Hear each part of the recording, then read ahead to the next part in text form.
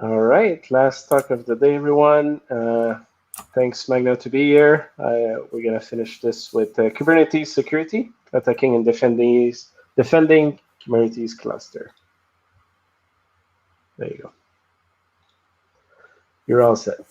Okay, awesome. Thank you. Yeah, hello and welcome, everyone. Thanks for staying up for this last talk. And yeah, we're going to talk about Kubernetes security, attacking and defending Kubernetes cluster. Just give me a thumbs up on the chat if you can hear me okay, if you can see the slides okay, just let me know. If you have any issues as well. Yeah. So yeah, my name is Magno Logan. Let's see here. Okay, good. Okay, so yeah, my name is Magno Logan. I work as an information security specialist and senior threat researcher at Trend Micro here in Canada. I'm a member of the Cloud and Container Security Research Team, and I'm also a member of the CNCF Tag Security Team, which is another team from the Cloud Native Computing Foundation who focuses on security issues and problems. I'm not a Kubernetes security expert yet, right? I'm still learning. I started learning and researching about Kubernetes security last year. And I also have a personal blog there at katanasec.com, which I try to publish at least once a month, an article, a technical article once a month. And also I have there all my contact information and also previous talks and videos and slides of my previous presentations. It's all there, so feel free to check it out. Okay, so this is the agenda for today, right? I know it's a little bit extensive, but we'll try to cover everything in the time that we have at 60 minutes, right? I think it's enough for us to talk about it. But before I focus on this agenda, and I asked this question on the Discord chat, and I didn't get a lot of answers though, but like how I need to see and understand how familiar you are with Kubernetes, right? Because it doesn't make sense if I go too deep into the topic and talk about Kubernetes security, but you're not familiar on how Kubernetes works and you don't understand those issues, right? So I'm just going to give a little introduction, a brief introduction about Kubernetes for those who are not familiar. So just bear with me, okay? So yeah, basically Kubernetes is an open source system for automating deployment, scaling, and management of containerized applications, right? So what does that mean, right? So basically, if you know, I'm assuming you know Docker and you've heard about Docker before, at least played with Docker a little bit, right? You have your application, you package that into a container, right? And you tell that to run on a Docker host, right? The problem is when you start scaling that and you have hundreds or thousands of containers and you need to manage those and understand how they're doing, if there are any issues, if they need more resources, if a container stopped working, right? It's hard to do that only with Docker, right? So that's when they decided to work on Kubernetes, and the history behind it was developed by Google, right? And it's based on internal projects by Google called Borg and Omega, right? It's developed in Go, so it's using Golang, right? Which is very common for new cloud and cloud native technologies to use Go. And today it was donated by Google to the CNCF, and it's maintained today by the CNCF. So the CNCF is the Cloud Native Computing Foundation, which is a sub-foundation of the Linux Foundation, right? And just a fun fact here, right? Kubernetes comes from the Greek word. It comes from Greek, right? The word means helmsman or like pilot, in an analogy for the one that's kind of driving the ship, right? It's not always the captain. So the helmsman might be captain, but sometimes it can be somebody else, right? Okay, everything's fine for now. Okay, good. So one of the things that you need to understand if your organization is thinking about adopting Kubernetes, right? You need to know, like, why should we adopt Kubernetes? And from my perspective, Kubernetes is a very complex system, and it's hard to understand at first, especially if you don't have the background on Linux and all the basics that it uses on containers and everything, right? So it's very easy to make mistakes if you're not following the best practices, right? So it's important to understand that if you're willing to go that route and use Kubernetes in your environment, that you understand the challenges that you might face, you have proper resources and qualified people to work on that cluster and maintain it, right? There are other alternatives to Kubernetes if you want. So Apache Mesos, Docker Swarm is another one. And there is also kind of an enterprise version of Kubernetes that's had OpenShift, right? So you can try that as well. And we're going to talk about other versions of Kubernetes, which are the managed versions from the cloud providers that you can also use, which sometimes it's easier and faster to use for someone that's just starting. And okay, so this slide here, we need to focus on that a little bit, because this shows the Kubernetes architecture, right? And we need to understand all the little pieces that work in a Kubernetes cluster and understand what they do, right? So basically, it's the architecture is built on the concept of transient decoupled objects connected together, right? So each of those objects, you are able to change it and develop your own if you want, right? If you want to change the kubelet or the kube proxy, right? You can do that, right? It's not always the case, but that's this possibility of just removing an object and replacing with something else. So let's start on the left side here, which is the control plane architecture, also known as master node, but for inclusive language, I'm just gonna call from now on control plane. So basically what we have here, we have 5 major components, and we can see right away from the diagram that there is a component in the middle that's kind of the proxy of all the communications, not just inside the control plane, but also to the outside, to the worker nodes on the right. Okay, so that's the Kube API server, right? And what does that mean? It's basically an API server, right? If you played with web applications and APIs before, that's it. It's an API server, right? That's responsible for exposing and receiving API calls. So that's it receives communication from all those components and sends them around to the right location, right? On the left side, on the bottom left side, you will have the etcd, right? And the etcd is the database or where Kubernetes stores all the information, all the internal information that about your cluster, your nodes, your containers, everything is there, right? So for example, which nodes are part of the cluster, which resources exist on a cluster, everything. So, and it's important to note here that one concept from Kubernetes that's different from other kind of applications is that it uses something called how can I say, it's called declarative state or desired state, if I'm not wrong. So in a way that your cluster, like you tell your cluster what you want, you don't care how it's gonna do it, right? You say, okay, I want my container running and exposing this port, and it's a web application and it's an image that's stored on Docker Hub, for example, right? You don't care how it's going to do it, but once you store on etcd, right, the other components are going to check that and making sure that, okay, is there a container for like Nginx running on the cluster already? No, there isn't, right? Okay, so we need one because that's what we're seeing here on etcd. Etcd is kind of the rule of thumb of my cluster, and whatever it's there, I need to reflect on the actual state of my cluster, right?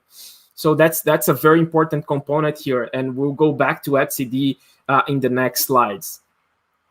On the top left, I have the Kube Controller Manager, right?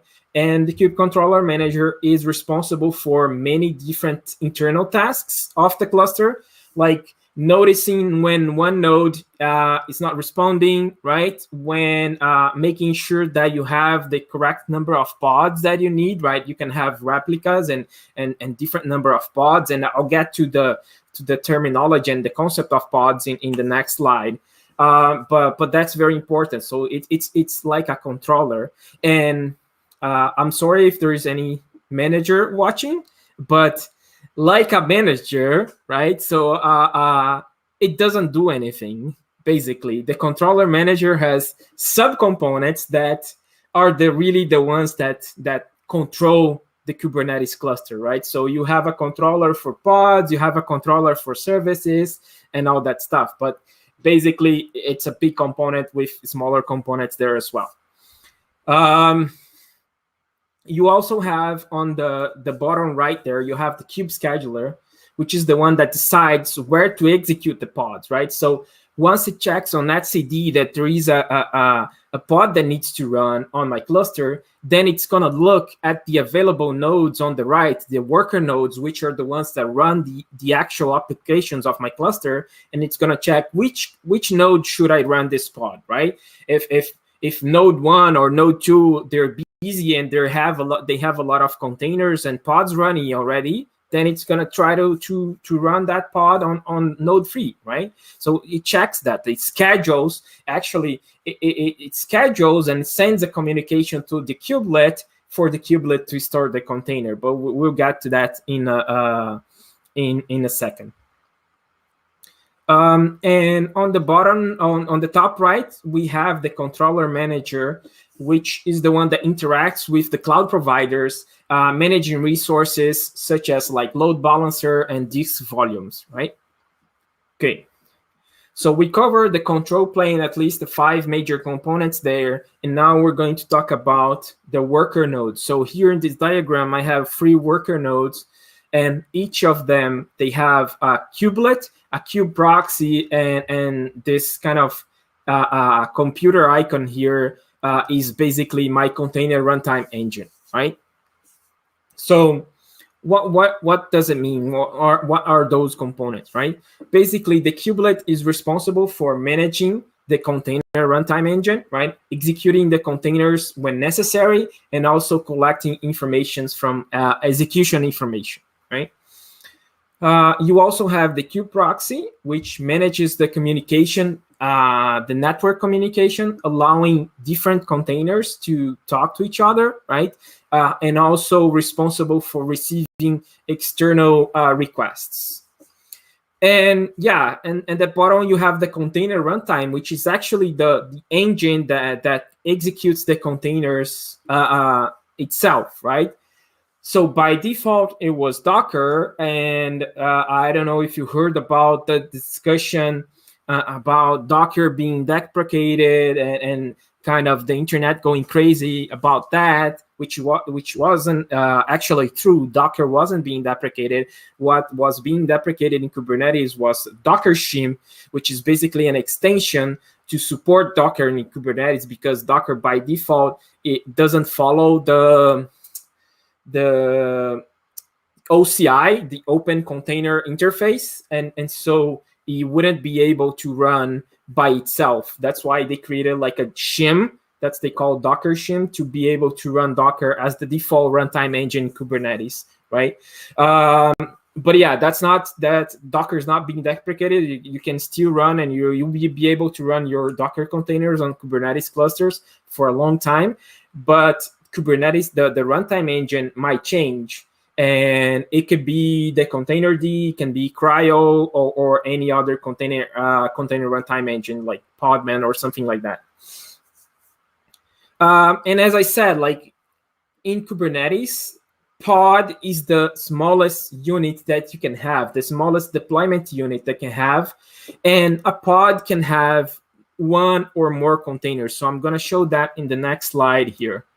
So basically, here we have some objects. we have like outside of the cluster, we have nodes, right? I showed the worker nodes and also the master node or the control plane, sorry, of the cluster, right? So every node you can basically deploy your applications, right? There is some restrictions about deploying applications on your control plane. That's not recommended, and that's because that's where your main pods, right, your main components of a Kubernetes cluster is running, right? But they also, we don't show on that diagram because it's not also on the official documentation, but the control plane also has a kubelet, a kube proxy, and the runtime engine as well, right? Okay, good. So now, basically here we have the node, which is like your virtual machine. It can be a metal server, it's basically the host of your applications, right? And inside Kubernetes, you can have namespaces. So namespaces are logical separation of objects, of projects, right? So think of namespace like a folder for your cluster, for you to be able to organize it and run separate applications or separate projects like dev, QA, and production of the same application, right? It's not like a security boundary. It's not a physical boundary, right? It's just a logical separation there. You can also have deployments in Kubernetes, which is basically an object that helps with scaling, updates, and rollbacks, right? It's like an abstraction, right? And at the bottom there, at the middle there, like the kind of the kernel of the Kubernetes, you have the pod, right? Which I said it's the smallest unit of Kubernetes. You can't deploy a container in Kubernetes without a pod, right? You need a pod, you need the pod object, and then on your pod, that's when you run your containers. And inside those pods, you can either have one container or you can have two or more containers, right? So there is some applications for in containers. We usually want a container to only run one process, right? And so in this case, I can have a pod running my application, which is just one process of my container, and I can have another container collecting the logs and like data and analytics information of the other container, which we call this other container like a sidecar container, because it has another process, so that I don't have to run two processes on the same container, right? So basically that's that. We also have other objects, right? But I won't be able to cover those here. I cover pod, but there is also like replica sets, daemon sets, stateful sets, all those objects. Each of them, they have a specific kind of characteristic and specific usage, right? You also have jobs and cron jobs, right? Which is basically a container, a job is basically a container that runs only once, and a cron job is basically a container that you can schedule like a cron, right, on Linux, like a cron tab, right, and other objects there. And they're usually created. You have like their YAML files, which is similar to this this file to the right here of the slide, right? And there's many others, right? You can create your own Kubernetes objects if you use CRDs and all that stuff. Okay, that's great. That's a lot of information, but how do I talk to my cluster, right? If I deploy my cluster in the cloud, and how do I talk to it, right? So basically, you can use, similar to Docker, which you have the Docker command line, right? On Kubernetes, you have the kubectl or kubecontrol or kubectl, however you want to name it, right? Which is basically the CLI that allows you to control Kubernetes, right? So you use that, and inside your Kubernetes folder, you have a file, the config file, that has the information about the certificates and the keys for you to access that cluster, right? So it's very similar to the Docker CLI for Docker containers. So if you have experience with that, you're gonna have it's gonna be easier for you to use kubectl. Okay, now I covered the basic introduction, and I hope everyone has at least an overview of what Kubernetes is and how it works. So before we move on, I just want to mention that I created this GitHub repo on GitHub last year as a way for me to kind of a reference. It was basically a reference for myself to when I was researching Kubernetes and Kubernetes security. And it was basically, I started as a text file, right, in my own computer, and then I decided to share that. And now it has become a big project, and a lot of people were contributing to it. So I call that the awesome Kubernetes security list. But it doesn't have only topics and materials about Kubernetes security. It has materials about Kubernetes itself, and it has some materials about Docker. So I have like books and blogs and videos from other people, other security professionals as well. So I'll leave the link here, and then I'll post that to Discord as well, so that you can start it, you can fork it, and you can also submit a PR if you find an interesting link that's not there. Okay, good. So getting that out of the way, so before we talk about the Kubernetes attacks, right, I'm going to just give a brief overview of what is the MITRE ATT&CK framework, which we're going to use in this presentation, right? If you work with security, you probably heard about the MITRE ATT&CK framework. If you don't, I really recommend you to do it, right? So basically, the attack framework is a globally accessible knowledge base of our adversary tactics and techniques based on real-world scenarios, right? Real-world observations.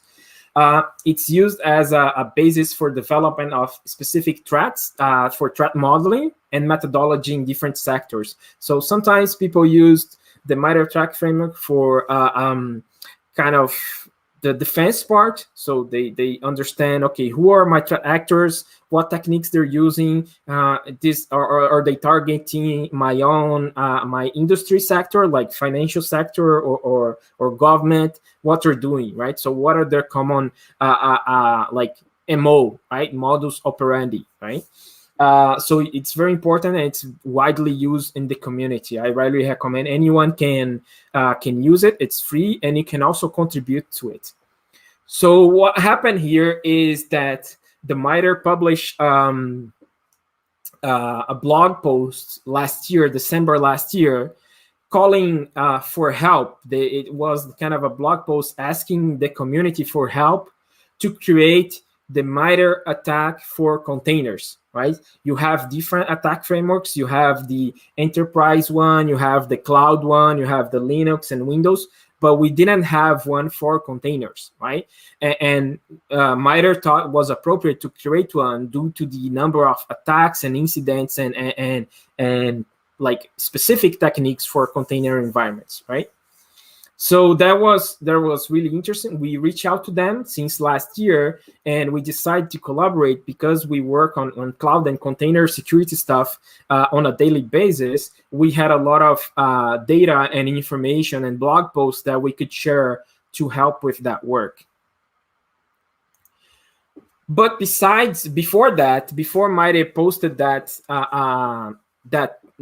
kind of article asking for help, Microsoft had released previously in April last year Threat Matrix for Kubernetes, and they also released an updated version this year. So I recommend you to take a look. It shows the most common attacks and techniques, the tactics and techniques used on Kubernetes, especially on the Azure environment, right? So using AKS, right, which is the one for Azure. I always mix them up, and they update that. So it shows the techniques, how they're used, and which commands, which tools they can use, and all that stuff. So MITRE also used that kind of threat matrix, which is not an official MITRE matrix. They use that as a baseline to create the MITRE attack for containers, right? Okay, so here we have the official one, the MITRE attack for containers and Kubernetes as well, and we have many different techniques. And our project there and collaboration with MITRE help create 7 techniques, which 5 of them were kind of improvements of techniques that already existed, but didn't focus on containers. It didn't have a container perspective, right? And 2 brand new techniques, right? So brand new ones. So this official framework, this official matrix was released in April 29th. I don't know if you heard about that already. And there's the blog post on the link below talking about this, all the techniques and explaining them in detail, which I won't go over here. Okay, good. Now let's go to our attack scenario, right? So I created before the MITRE framework, before even I only knew about the first version of the Kubernetes Threat Matrix by Microsoft. I decided to threat model my Kubernetes environment, right? So basically what I did, I created this diagram, and I know it might be a bit hard to see, but I'll try to read some of the stuff here to you. Based on so we have like kind of swim lanes here, right? And each swim lane from the top to bottom are MITRE tactics, right? So you have initial access, you have execution, privilege escalation, and all that stuff. And then each kind of like bubble there is kind of a step through the attack, right? And we're gonna run through that attack here on the next few slides. So basically you have your Kubernetes cluster, which is misconfigured, right? It's outdated. It has a bad kind of bad permissions, bad RBAC permissions, and you have a exposed web application, right? And that web application has a vulnerability. It's outdated as well. It has a vulnerability, remote command execution vulnerability, right? So if you're running, if you have that scenario, right, you're running a web application that's vulnerable and it's running inside the cluster, what happens, right? What happens when someone compromises that application, right? So if someone can get access to that application and can execute this attack, it will be able, after executing the remote command execution, will be able to probably get a shell inside the container that's running, or the pod that's running your web application, right? So that's when on the execution phase here, the second lane, I have like, I can do some recon, right? The attacker can check if they're running on a containerized environment or not, if they're running in Kubernetes. So there are ways to do that, right? And the attack goes on, and I'm gonna show in details on the next few slides here, so I won't cover everything there. But basically, this is the diagram and the threat model that I did, and then I went to the practical scenario to try to prove it, right? Okay, this might work. This is kind of like before the POC, right? And then I did the POC to make sure that, okay, that works, right? And usually on Kubernetes environments, if you have that in your organization, the end goal to most of the attackers, so I'd say like 95 or 99% of the attackers on Kubernetes environments, it is to steal your resources, right? So it's the technique called resource hijacking. Basically, they steal your resources to mine cryptocurrencies, usually Monero cryptocurrencies, right? So either they compromise your running containers to mine, to run their process of crypto mining, or they deploy new containers for running the crypto miner as well. Or even worse, when they're able to do that, they can break out of the container, right? And sometimes even break out of your cluster and like deploy new instances. If you're running on a cloud environment, they can deploy new instances to that, then use those instances to mine cryptocurrencies. So in this attack here, the first POC that I did with the first kind of exposed web application, it took less than 24 hours for the attackers to. I created the cluster, I exposed the application to the internet, right, through a load balancer, but I didn't post the link anywhere. I didn't publicize it, right? But in less than 24 hours, the attackers were able to find the URL of my application, compromise that application, break out of the cluster, and then deploy huge instances to mine cryptocurrencies, right? Luckily, the whole environment was being monitored, and we detect that. And so we were able to shut down the attack right away and stop that from like having a huge AWS bill, right? So that's what we did here. Okay, so here's my web application. Like, okay, starting the attack, I have basically, this is a Drupal web application, a Drupal CMS, which is running the Drupal version 8.5, which is from 2018, and it has a remote command execution vulnerability, right? So what happens next, right? So yeah, it's exposed to the internet. Someone might find it somehow, right? So in this scenario, we're exploiting the RCE in the CVE 2018-7600 called Drupal Gaddon vulnerability, right? And I use this this exploit from GitHub, right, to be able to get the shell access to the application, right?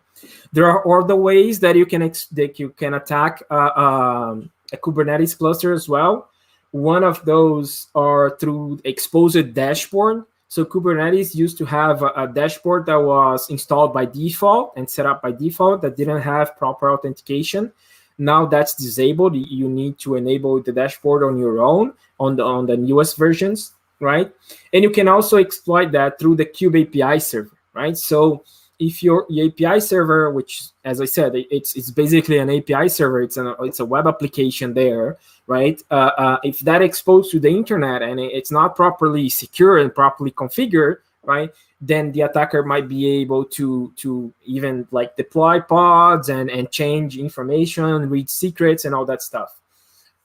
So one thing to note here is that the Kube API server endpoint is public by default on EKS, right? So if you're using the AWS managed services for Kubernetes, by default, your API server is exposed. So if you do that, you better check it out and make sure that everything else is configured so that you're not running into any kind of trouble there.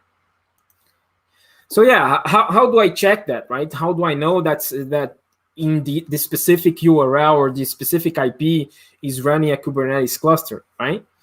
So one of the things that you can do is reach the API endpoint externally, right? So by default on Kubernetes, the API server runs on port 6443, or on managed services is usually just port 443, which is the HTTPS one, right? So basically using a curl request, right, you can just check and see if there's something running there. And if it's that one of those ports, there's likely the situation that there is a Kubernetes cluster running there, right? Also, another thing that you can see right away on the second URL is that on the URL itself, it shows that it's Amazon and it's running EKS, which is the managed solution for Kubernetes on AWS, right? So you already know, okay, there is a Kubernetes cluster here, right? Okay, so what can you do, right? You understand you did some reconnaissance, you understand that there's a cluster, there's a web application running there. As I said, you can either exploit that through exposed dashboard, right? If you found it, right? Or one of the most common ones is it's through the web application, right? So if the web application is vulnerable, right, your whole structure might be safe, might be secure, but your web application is outdated or has a vulnerability, wasn't coded properly, then that can also compromise your Kubernetes environment. One of the tools that you can use to automate this kind of reconnaissance and attack and understanding the vulnerabilities on Kubernetes cluster is KubeHunter, right? KubeHunter is developed by Aqua, and it's an open source tool that hunts for like security weaknesses in Kubernetes clusters, right? It was developed to increase the awareness and visibility for security issues, right? And it also already has like 37 vulnerabilities checks. So it detects at least 37 vulnerabilities, and you can add, as open source, right? You can submit new checks for new vulnerabilities. If I recall correctly, it's developed in Python. Yeah. So one of the things, okay, let's say I'm inside the cluster, right? I'm inside the pod, the vulnerable web application pod, which I just got an RCE on, right? How do I know? I mean, in a Kubernetes environment, right? If I'm still not sure, right? One of the things that I can check is the environment variables, right? So using this command here, it's pretty simple to get the Kubernetes environment variables, and all the pods from the Kubernetes cluster will probably have those environment variables. So that will already tell you that you're in a Kubernetes cluster. Another thing to take a look is the service account token. So also every pod will have the service account token inside that directory there, the var run secrets Kubernetes service account, right? So if it's there, right, and you can use that to impersonate your pod and talk to the API server. There's also a tool from GitHub called MI-Contained, which is called a container introspection tool, right?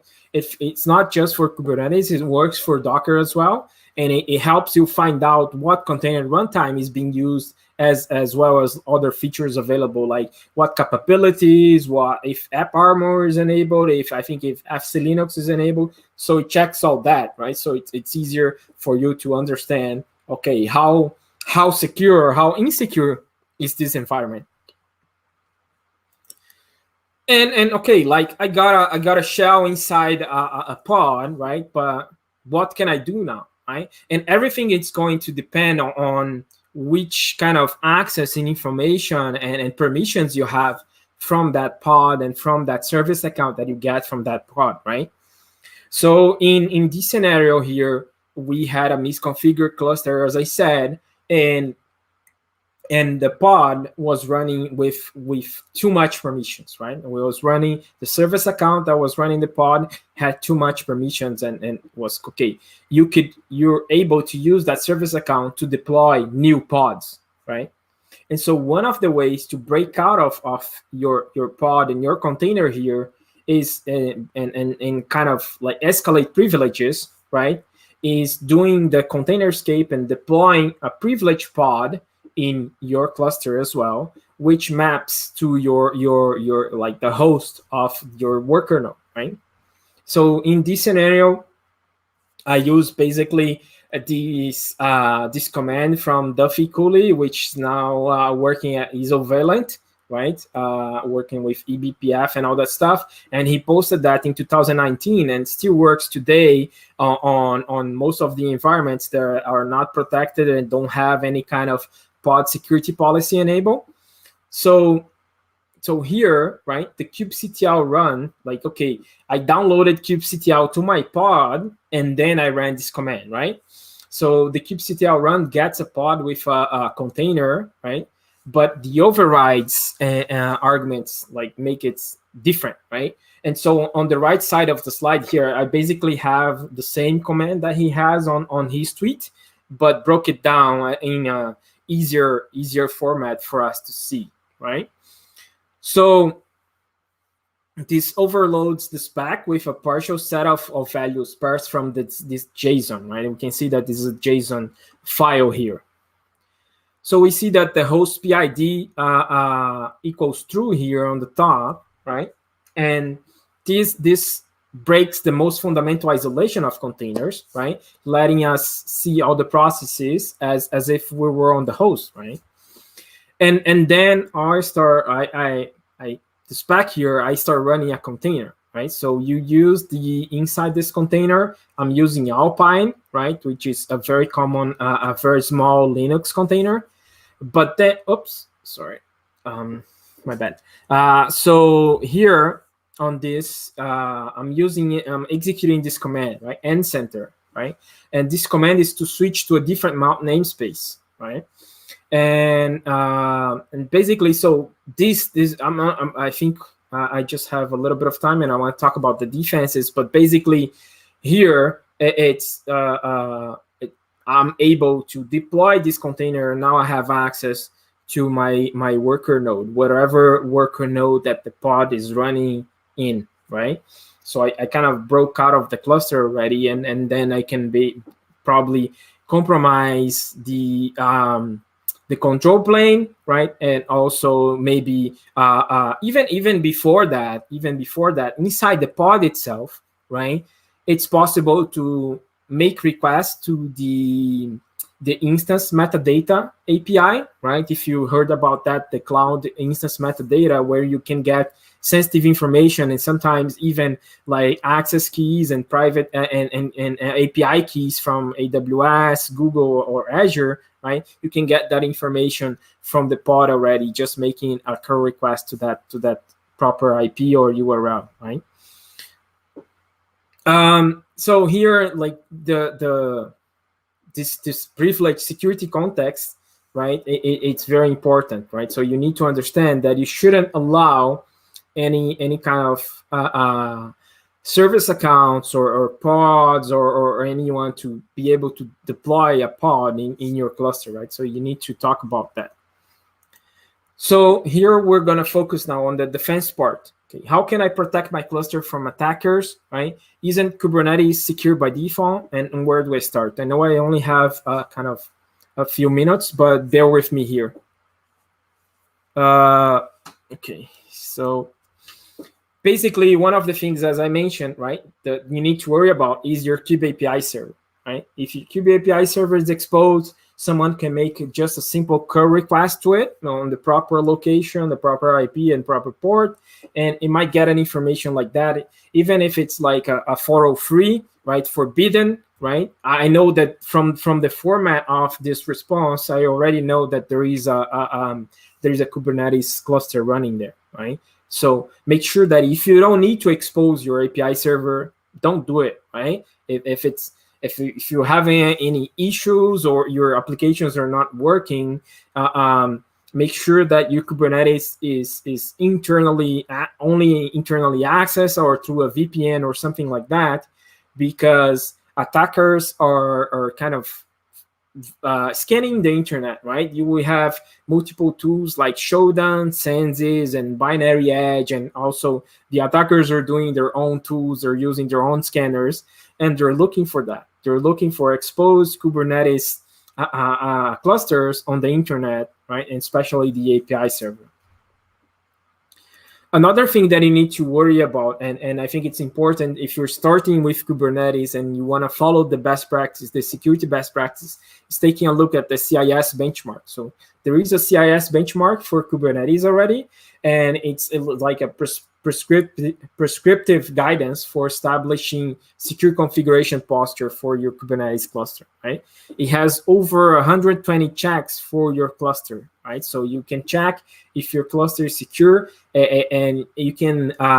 It's a big document, right? It's a large PDF document, and I know it might be kind of boring to take a look, but it's very detailed, right? It's very detailed in a way that it tells you, okay, you need to have that security setting on your cluster, right? And then it tells you, okay, how to check if that security setting is enabled or not, right? Which result you should expect. And at the end, if that's not enabled, it tells you the proper command and the proper configuration that you need to do to have that setting enabled on your cluster, right? So that's very interesting. It's very detailed. And it was also created by Rory McCune and Liz Rice and among many other contributors.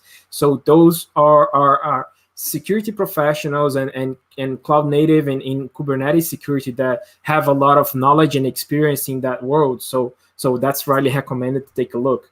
And there's also specific benchmarks for EKS and GKE, and I think also AKS should be coming soon, if not already.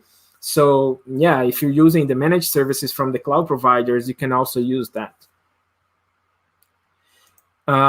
Yeah, someone mentioned mass scan on the YouTube chat. Yes, mass scan is one of the tools that the attackers are using for scanning the internet for Kubernetes clusters. And I have I released a blog post, I think last month, where they had compromised, a specific threat actor had compromised over 50,000 IPs and environments of Kubernetes clusters, right? So, and how they're doing, it's basically they compromise your environment And once they're internal on your internal network, either on the cloud or on premises, that's when they scan your Kubernetes, your environment for Kubernetes clusters, right?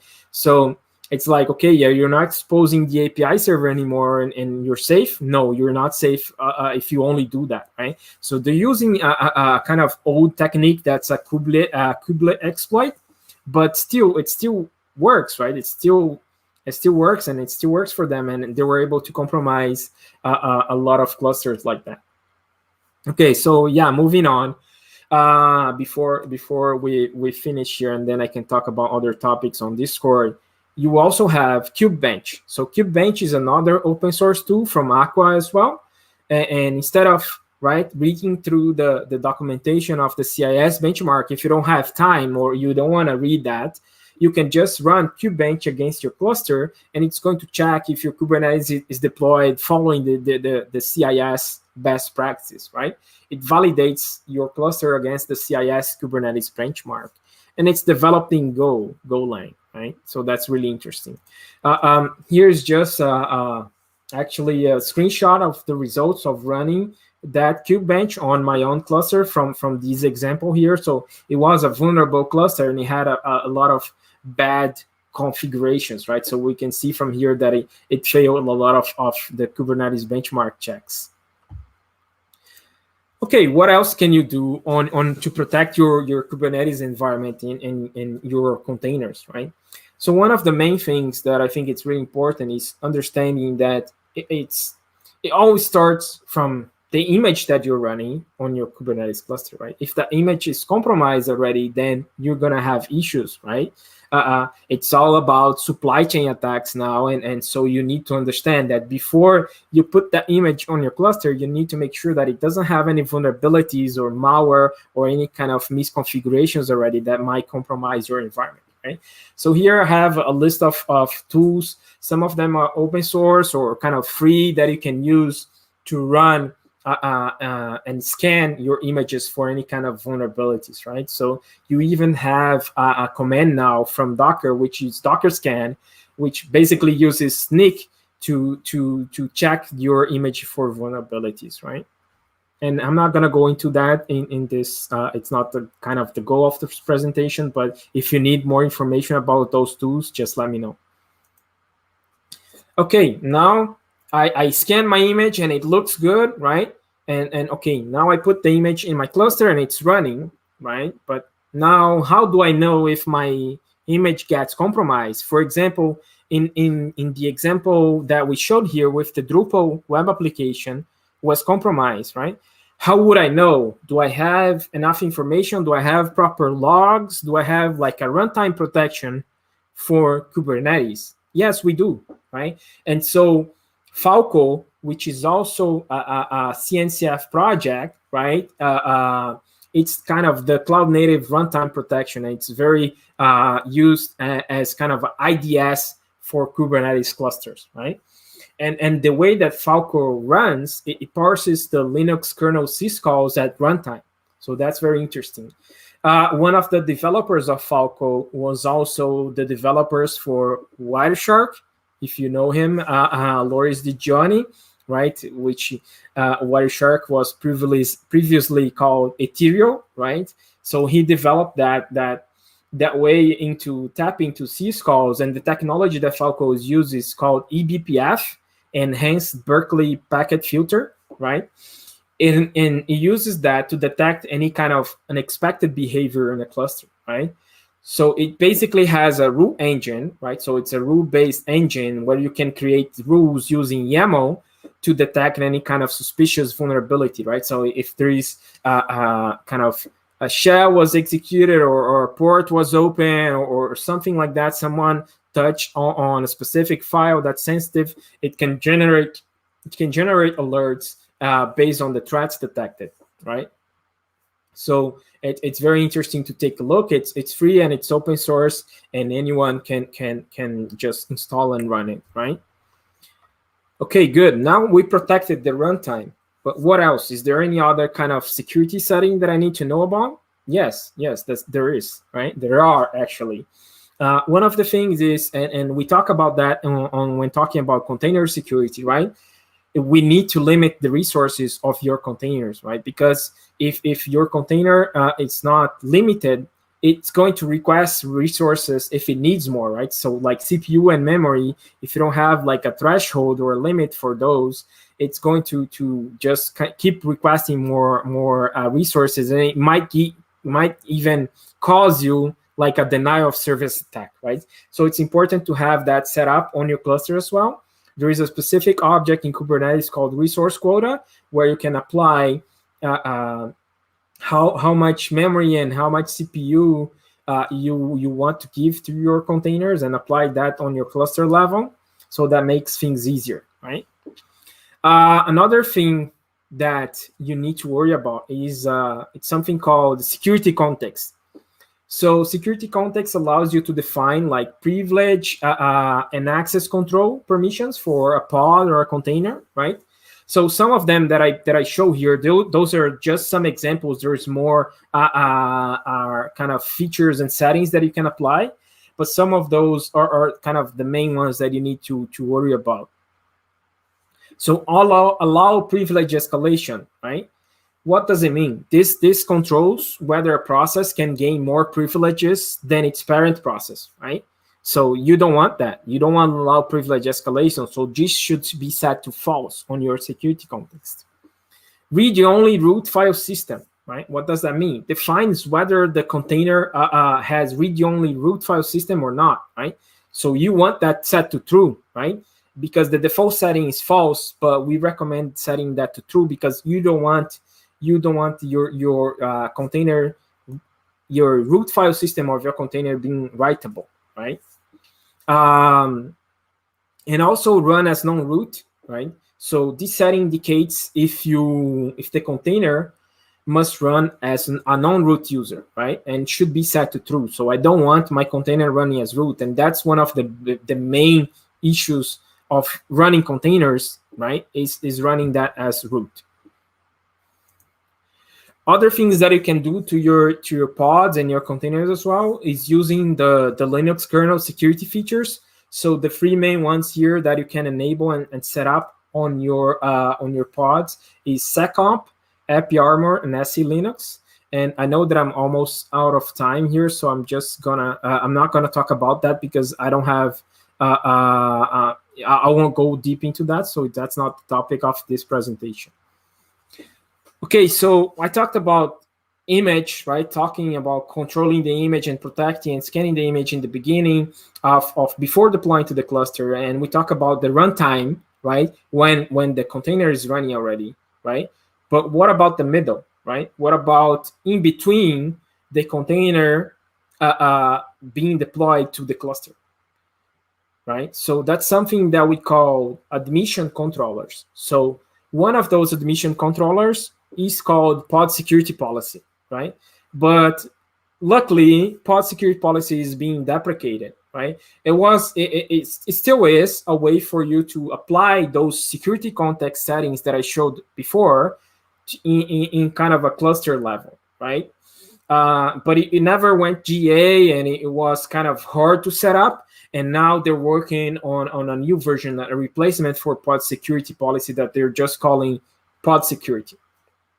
Okay, but what are other ways that I can protect and control the admission of containers, right, and pods inside my cluster, right?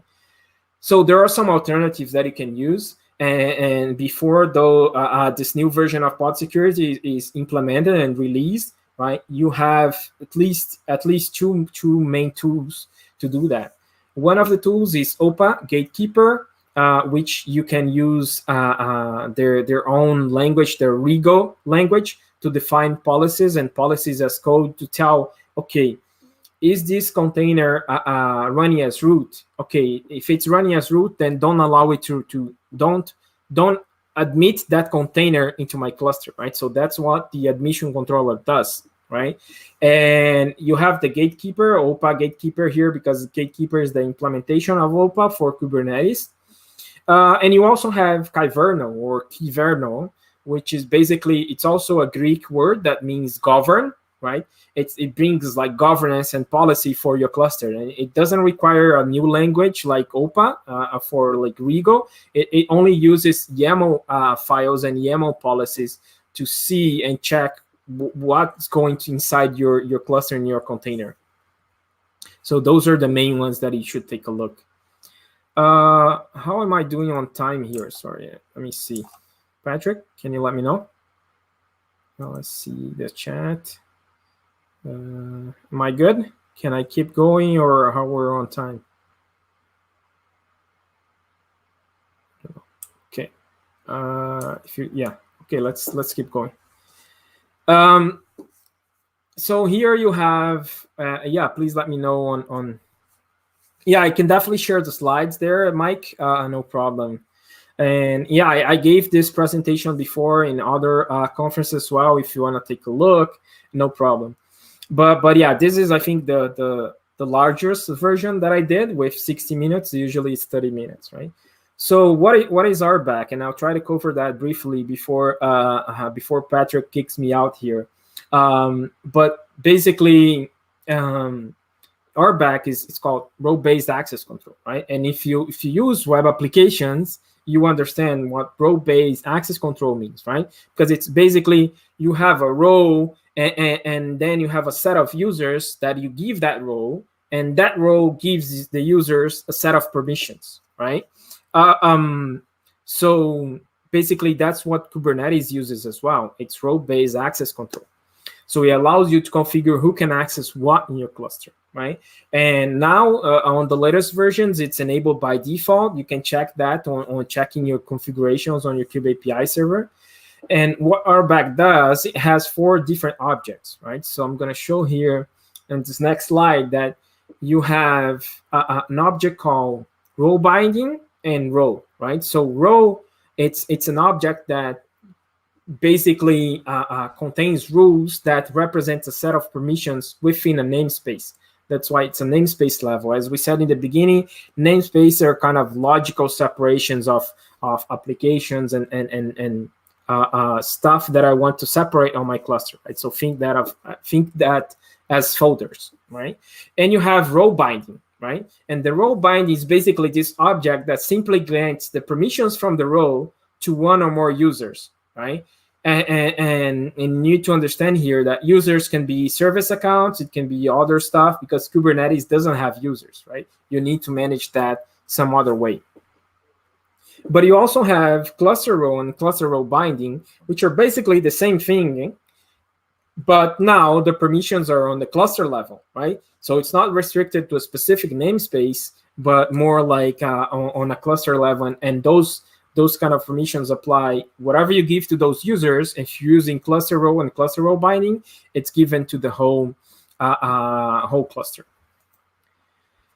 Also, as I said, etcd is very important for your cluster. It's the main data storage for your storage location, right?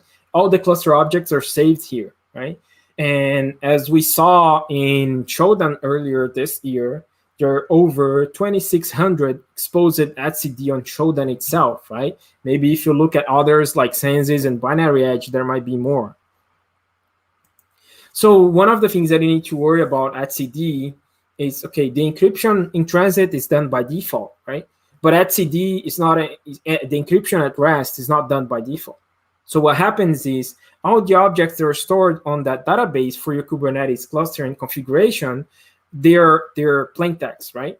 So anyone can, if they have access to the database, they can read it, right? So you can do, of course, you can encrypt that, but you need to create an encryption configuration object and tell etcd what do you want to encrypt is exactly, right? Do you want to encrypt just secrets? Do you want to encrypt the whole etcd database? What, right? So, but that's not done by default. So that's something that you need to be aware of. Besides that, it's just an example here of how Kubernetes networking works. It's basically just a joke, because a Kubernetes cluster is like a flat network, right? Anyone can talk to anyone. So by default, all the pods can communicate with any other pods in the cluster. And if you work in security, you already know that that's a bad idea, right? That's a bad model to have, right? So the way that you can kind of segmentate the network inside your Kubernetes cluster is through network policies, right? So network policies are basically the policies that you tell, okay, who can talk to who, right? Does the front end really need to talk to the database pod directly, or should it go through the backend first, and only the backend can reach the database, right? Patrick? Yes. How long do I have? It's overtime. Okay, sounds good. No problem. No problem at all. So yeah, besides network policies, just give me a few seconds and I'll wrap it up. Awesome, thank you. Okay. So yeah, besides network policies, you have like a network policy editor if you want. There's also network policies on EKS. You don't use network policies, you use security groups, right? And the last thing that I was going to talk about, it was audit logs, right? So I can share that and talk more about audit logs, because it's not enabled by default on a Kubernetes cluster, and it's very important for you to enable that for security and troubleshooting, right? So and it's kind of it's a bit simple to enable that, right? So yeah, basically the basics of my talk here is, okay, don't forget the basics, right? Update your Kubernetes environment early and often, because versions of Kubernetes are released kind of every 3 or 4 months. Don't use cluster admin for your daily work. Treat it like root, right? If you can, use managed Kubernetes services like AKS, EKS, or GKE, right? And check out the CIS benchmark for more security best practices. I hope you enjoyed this presentation. Sorry that I went over time, but if you have any questions around the topic, feel free to reach out to me. And yeah, I'm happy to talk more on Discord. Thank you. Awesome. Thanks a lot, Magno. Yes, everyone, if you want to join the Discord, there's a Q&A channel. You can continue there. And if you can share the slides, definitely upload them on the Discord or send it to me, and we'll upload also to the website. Thanks again, everyone.